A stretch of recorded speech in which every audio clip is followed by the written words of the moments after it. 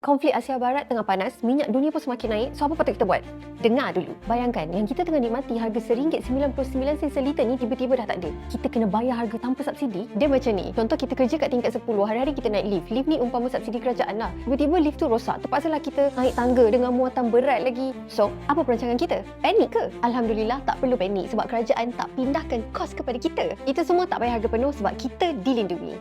Dalam kita nak hadapi ketidaktentuan konflik Asia Barat ni, kita kena face the reality, kita kena bersedia dari sekarang.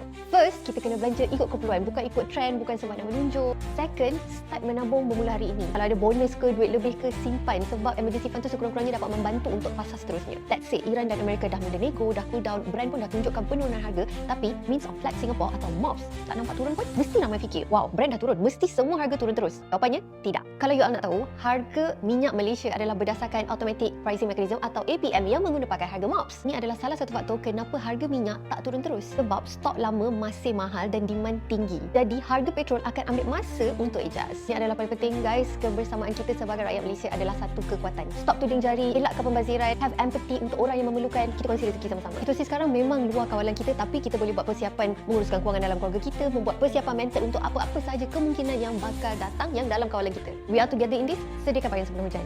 Okay? Bye!